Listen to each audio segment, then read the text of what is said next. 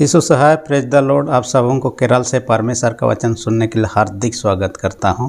हम अक्सर दिन के उजाले में काम करना या तो फिर चलना फिरना या दूसरे चीज़ करना पसंद करते हैं, क्योंकि अंधकार में जब दिखाई ना दे तब काम करना आसान नहीं होता। इससे दुर्घटना हो सकता है, कई सारे जोखिम का सामना करना पड़ सकता है। इसलिए मनुष्य हो या प्राणी हो, ज़्यादातर हम लोग कोशिश करते हैं दिन के उजाले में, ज्योति में काम करना, रात के अंधेरे में सोना, आराम करना, ये पसंद करते हैं। आज का वचन जो इफिसी 5:1-9 में ऐसे ही ज्योति के बारे में हम चर्चा करेंगे।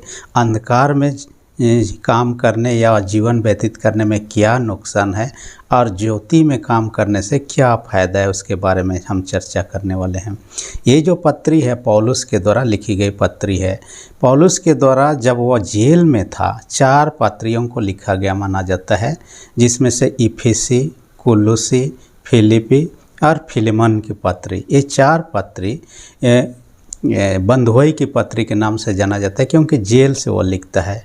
और ये पत्री लिखते समय ये कहा जाता है कि करीब 60 से 62 ईस्वी के लगभग में वो रोम में था, वहाँ बंदी गृह में था और वहाँ से लिखा गया माना जाता है इफिसी के लोगों के लिए। ये पौलुस प्रेरित ने 3 मिशनरी यात्रा किया। उसमें से तीसरी मिशनरी यात्रा के क्रम में सबसे ज़्यादा समय किसी जगह पर था तो इफिसुस ही था। लगभग 2.5 से 3 साल तक वहाँ पर रहा, और ये 3 साल तक रहने के बाद में वहाँ से दूसरी तरफ चले जाते हैं और बाद में वो यरूशलेम वापस लौटते हैं। फिर बंदी गृह में जब रोम में रहता है उस समय पत्री को लिखता है। जो भी रहा, परंतु एक बात है, जब इफिसुस में था उस समय वहाँ जो सेवकाई के दरमियान समस्याएं आई। हालांकि सफलता भी मिली, कई लोग प्रभु को ग्रहण किए। विश्वास करने के कारण से लोग क्या किए, पहले से जो विभिन्न प्रकार के जादू टोना इत्यादि वाला काम करने वाला किताबों को ये जो मानते थे, पढ़ते थे, वे लोग लाकर सामूहिक रूप से जला दिया गया। लेकिन पौलुस के आने के बाद में एक खतरा ये हुआ कि वहाँ के लोग, वहाँ एक मंदिर था जो कि आर्तिमिस देवी का मंदिर था, जो डायना मंदिर के नाम से भी जाना जाता है। और ये आर्तिमिस देवी का मंदिर बहुत ही प्रसिद्ध था। उस समय नहीं, उससे पहले से प्रसिद्ध था, इसलिए कि ये विशाल था और ऐसा भव्य बनाया गया था। प्राचीन समय में 7 आश्चर्य में से एक माना जाता था। इसमें जो पिलर लगाया गया था मंदिर बनाने के लिए, वो 127 पिलर था। और मंदिर का जो आंगन था, जो बैठने की कैपेसिटी जो था, 24,000 लोग बैठ सकते थे। और ये मंदिर और उसमें पूजे जाने वाले देवी जिनके कारण से लोगों का प्रसिद्धि वहाँ था, ये ना केवल धार्मिक केंद्र था, ये बिजनेस का सेंटर भी था। और बिजनेस करने में यहाँ एक प्रकार का बिजनेस भी बहुत फल फूल रहा था, वो चांदी की मूर्ति का बिजनेस। और एक व्यक्ति था जिसका नाम देमेत्रियुस था, इस बिजनेस में काफ़ी समय से था, बहुत ही फायदा करता था।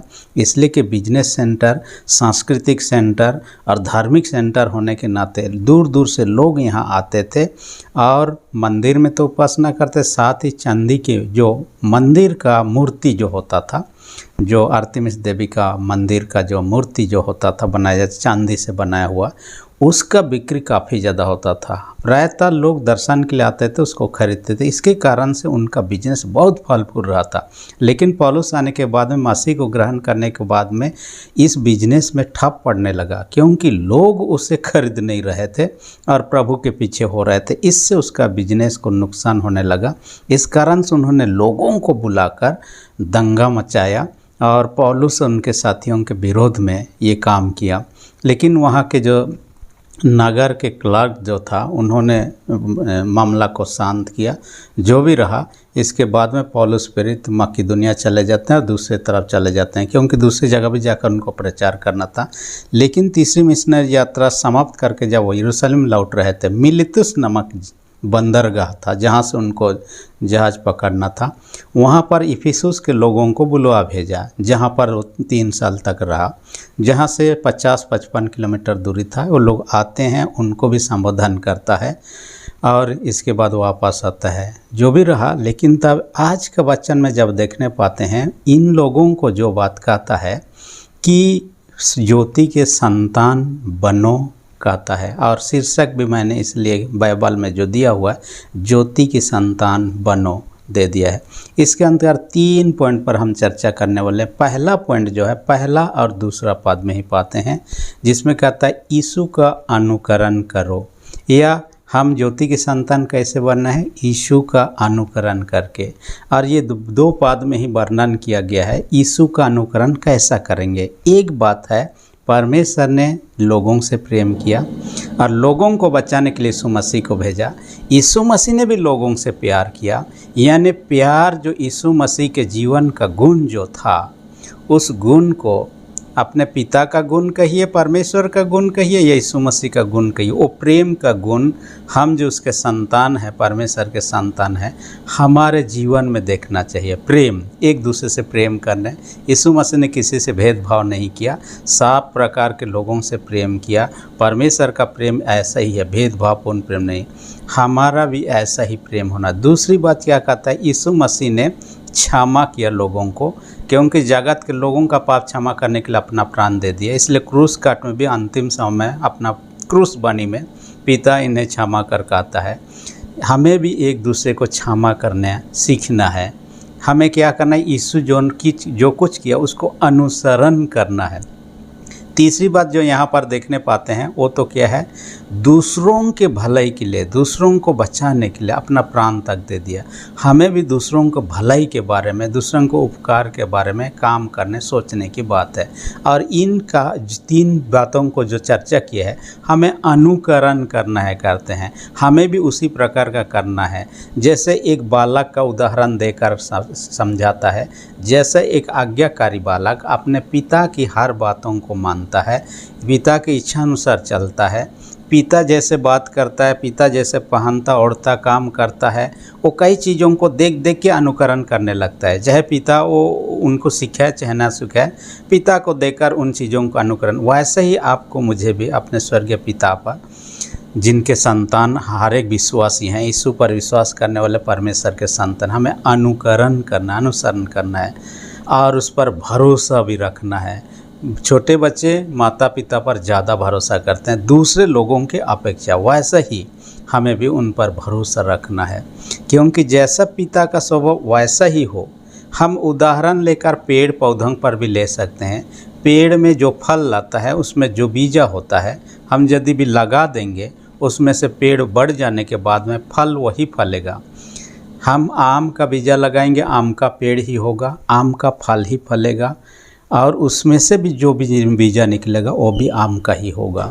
आम का पेड़ से कटहल का नहीं फल मिलेगा, या तो फिर कटहल का पेड़ में से कोई अमरूद का फल नहीं मिलेगा। जैसा पेड़ रहता उसी के अनुसार पर, वैसे ही है ज्योति के संतान लोगों का फल के जीवन में होना चाहिए। जानवरों से या पशु पक्षियों से उदाहरण ले सकते हैं। सूअर का बच्चों को देखते हैं, उनका जो एक्टिविटी होता है, माँ के पीछे पीछे छोटे बच्चे जो रहते हैं हमेशा चलते हैं। सूअर का बच्चा हाथी का जैसे काम नहीं कर सकता है, हाथी का जैसे उनका ताकत नहीं हो, हाथी का जैसे व्यवहार नहीं कर सकता है। सूअर का बच्चा है तो सूअर का जैसे होगा, हाथी का बच्चा है तो हाथी का जैसे, वो कोई पक्षी का जैसे उड़ नहीं सकता है, एक स्वभाव ही है। वैसा ही है आपका मेरे भी। इसलिए फिलिप्पी 2:5 में कहता है, जैसा मसीह यीशु का स्वभाव है वैसा ही तुम्हारा भी स्वभाव हो। हमें स्वभावों को उसकी इच्छा अनुसार कोशिश करना, मिलान करना है, चलना है। दूसरी बात जो आज का वचन में कहता है, अंधकार का जीवन को त्याग करो, या त्याग करके हम ज्योति की संतान बन सकते हैं। अंधकार का जीवन पाप को दर्शाता है, ज्योति को भलाई को दिखाता है, अच्छे गुणों को दिखाता है। अंधकार का काम के बारे में काफ़ी सारे चर्चा है, लेकिन यहाँ पर 3 पॉइंट विशेष चीज़ कहता है। व्यभिचार के बारे में जो बीते हम लोग ये में भी चर्चा कर चुके हैं, व्यभिचार। दूसरा कहता है अशुद्ध जन कहता है, व्यभिचारी, अशुद्ध जन और लोभ के बारे में चर्चा करता है। और 5वां पद में साफ साफ कहता है, ऐसे लोग परमेश्वर के वारिस से वंचित हो सकते हैं। इसलिए समय रहते हुए इन चीज़ों को, गलतियों को सुधारना है पश्चाताप करके। व्यभिचारी बने रहेंगे तो इससे हमारा नुकसान होगा, विनाश होगा। और अशुद्ध जन, जो व्यक्ति अशुद्ध सोचता है, गलत सोचता है, गलत बात बोलता है, गलत काम करता है, ऐसे व्यक्ति को अशुद्ध जन कहा गया है। लोभ तो आप जानते हैं, धन दौलत हो, पद की लालच हो, या तो फिर दूसरी चीज़ों की लालच, गाड़ी बंगला, बैंक बैलेंस इत्यादि का लालच जो होता है, लोभ जो होता है, खाने पीने की, नशा की लोभ जो होता है, ये मनुष्य को विनाश की ओर ले जाता है, ये अनंत जीवन की ओर नहीं ले जाता है। क्योंकि बाइबल हमें भी गलाती 6:7 कहता है, मनुष्य जो कुछ बोता है वही कटेगा। हम भलाई काम करेंगे, भलाई का फल ही पाएंगे, बुराई काम करेंगे, बुराई का फल। बुरा काम करके भलाई का फल नहीं प्राप्त कर सकते हैं, या भला काम करके बुराई का फल नहीं पाने वाले हैं। इसलिए यहाँ साफ साफ है। इसलिए हमारा सोच को सही करना है, हमारे बातचीत जो मुंह से निकलता है उसको सही करना है, साथ ही हमारे काम को सही करना है। व्यभिचार के बारे में बीते वीडियो में हमने चर्चा किया है। ये ऐसे पाप है जो कि अनैतिक है, परमेश्वर के दृष्टिकोण से सही नहीं है। आजकल लोग इसके कारण से काफ़ी लोग HIV एड्स बीमारी से ग्रसित हो रहे हैं, क्योंकि अपने पत्नी के साथ में यौन संबंध बनाना ईश्वर की इच्छा अनुसार है। और जब हमने विवाह के समय अंगूठी पहनते हैं, उसी समय पत्नी को पति के शरीर पर हक मिल जाता है और पति को पत्नी के शरीर पर हक मिलता है। इसलिए एक दूसरे को प्यार से एक दूसरे के यौन आवश्यकता को पूरा करना आवश्यक है। इससे अलग बाहर हम जाते हैं। सबसे ज़्यादा जो एड्स बीमारी फैलने का कारण है अनैतिक यौन संबंध कईयों के साथ में, तो इसके द्वारा से रोग फैलने का सबसे ज़्यादा कारण है। इसलिए हम इससे बचना चाहिए। और ये हमारे शरीर को हानि पहुंचाता है। जैसे कोई गिलास है, साफ है गिलास, लेकिन उसमें गंदा पानी डालेंगे तो क्या होगा, गिलास भी गंदा हो जाता है। और ये सही है व्यभिचार हमारे शरीर के लिए हम भयानक बीमारी लाने का और आप जानते हैं कि आज तक सफल रूप से, पूर्ण रूप से एड्स बीमारी से छुटकारा पाने का इलाज नहीं ढूंढा गया।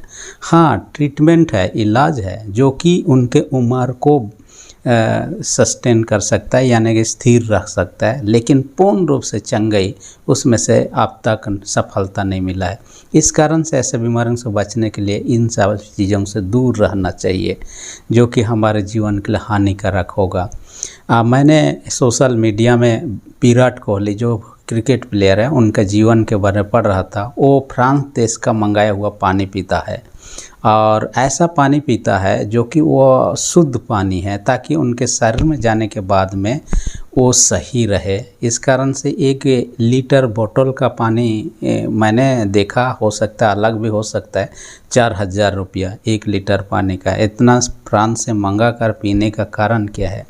अच्छे स्वस्थ बनाए रखने के लिए, ताकि खेल का प्रदर्शन सही रह सके।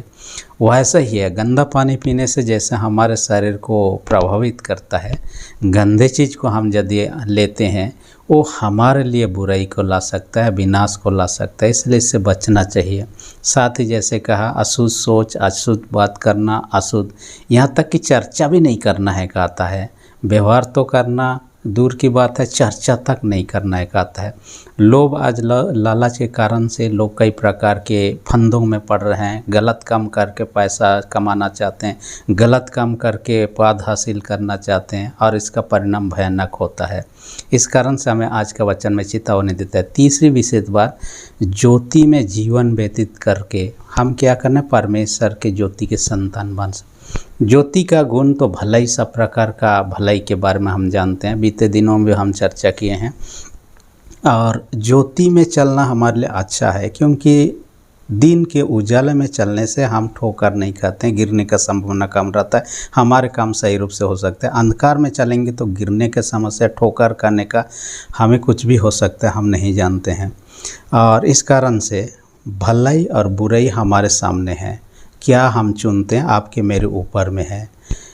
दाऊद राजा का, जैसे अभी व्यभिचार के बारे में, दाऊद राजा ने जब व्यभिचार किया बातशेबा के बाद में, उसके बाद में उन्होंने पछताव किया। हम यदि अपने गलतियों को पछताव करते हैं, क्षमा पाते हैं, लेकिन हम यदि बार बार गलती करने लगते हैं, दाऊद का जीवन सुधर जाता है, जो भी रहा उन्होंने गलती किया, लेकिन उसका भाई के बारे में अबशालोम को देखिए, अपने पिता के विरोध में, अपने भाई के विरोध में ही उन्होंने विद्रोह कर दिया और भारी जवानी में वो मारा जाता है। दोनों ही बेटे थे, दोनों राजा बनना चाह रहे थे, लेकिन एक गलत तरीका अपनाया, गलत तरीका का परिणाम बुरा हुआ और वो मारा गया। हम अपने जीवन में बुराई, अंधकार वाला काम ना करें जिसका परिणाम भयानक होगा। ज्योति वाला काम करें जो भलाई से जुड़ा हुआ है, उसका परिणाम अच्छा होता है। शिव खेड़ा का एक घटना के बारे में कई बार मैं चर्चा किया, अपने पुस्तक में चर्चा करता है 2 बेटों के बारे में। उन दोनों बेटों में से एक बड़ा अच्छा ऑफिसर बन जाता है और लोगों के बीच में लोकप्रिय बन जाता है, दूसरा बदमाश आदमी बन जाता है, गलत काम करके जेल तक का सज़ा। तो इन दोनों को पूछा गया इंटरव्यू में कि एक एक करके, जब एक अच्छा आदमी अब बन गया, आपका छोटा भाई ऐसा बुरा क्यों बन गया? उन्होंने, जो अच्छा इंसान था, उन्होंने कहा मेरे पिताजी एक पियंकड़ था, पी खा के आता था, मेरे को माँ को मारता और पूरा परिवार का माहौल बिगड़ देता था, और ऐसा मैं देखा बचपन से और मैंने ठान लिया है मैं ऐसा गलत काम करके अपना परिवार कभी नहीं बनाऊंगा जिसमें शांति नहीं है, खुशी नहीं है, कुछ नहीं है। इसलिए मैंने ठान लिया, पढ़ाई किया, अच्छे चीज़ों को किया और अब मैं ऑफिसर बन गया। जब उसके दूसरे भाई से पूछा गया, जो बदमाश था, जेल की सज़ा था, उससे पूछेगा आपका बड़ा भाई इतना अच्छा है, आपका जीवन ऐसा कैसे हुआ? उन्होंने कहा मेरे पिता के कारण से, मैं बचपन से उसे देखता था, पीता खाता, मार पीट करता, इसलिए मैंने भी वही अपना लिया। तो आपके मेरे सामने सबों का परिवार में इस प्रकार का परिस्थिति नहीं होगा, लेकिन 2 प्रकार का चुनाव है। हम क्या चुनाव कर रहे हैं, अच्छाई तरफ का, बुराई तरफ का? और परिणाम यहाँ दोनों बेटों का देख रहे हैं। एक का परिणाम जेल तक पहुँच गया, एक का परिणाम देखिए अच्छा इंसान बन गया, लोगों के बीच में नामी हो गया। तो आपको मुझे भी वही करना है। कुलुसी 1:13 में कहता है, अंधकार में से प्रभु यीशु ने हमें छुड़ाकर ज्योति की संतान बना दिया। इसलिए पहला पत्रस 2:9 में कहता है, ज्योति के संतान होने के लिए ज्योति का गुण को हमें प्रकट करना है, कहता है। और पहला यूहन्ना 2:9 में कहता है, यदि हम दूसरों से बैर रखेंगे और कहेंगे कि मैं ज्योति के संतान हूँ, तो हम झूठे हैं, क्योंकि ज्योति के संतान ऐसे बैर भावना, गलत सोच विचार, गलत ये इरादा रखने वाला नहीं होता है। ज्योति के संतान हमेशा अपने और दूसरों को भलाई के बारे में सोचता है, भलाई बात करता है, भलाई काम करता है। इसलिए आइए हम ज्योति के संतान बनकर रहना है, तो अपने पिता के अनुसरण करना है, जो कि जगत में ज्योति बनकर यीशु मसीह आया। यूहन्ना 8:12 में कहता है, उस ज्योति में चलेंगे, ठोकर नहीं खाएंगे, और उसके अनुसरण पर हम चलेंगे तो हम उसका उत्तम प्रतिफल पाएंगे। परमेश्वर ऐसा कर हमारा सहायता अगुवाई करे, आमीन। हम प्रार्थना करें। सेनाओं के जीत पिता, धन्यवाद देते हैं, आज के वचन का हमसे बातें किया, हर एक सुनने वाले छोटे बड़े सबों को स्वर्गीय आशीष से भर दे। जो लोग बीमार हैं उनको यीशु के नाम से चंगाई दे, जिनके विश्वास कमजोर उनके विश्वास को दृढ़ मजबूत कर, प्रार्थना यीशु के नाम से मांगते हैं, आमीन। यदि अब तक आपने मेरे चैनल को सब्सक्राइब नहीं किया, इसी घड़ी सब्सक्राइब कर दीजिए। वीडियो अच्छा लगे तो लाइक बटन को भी दबा दीजिए। धन्यवाद।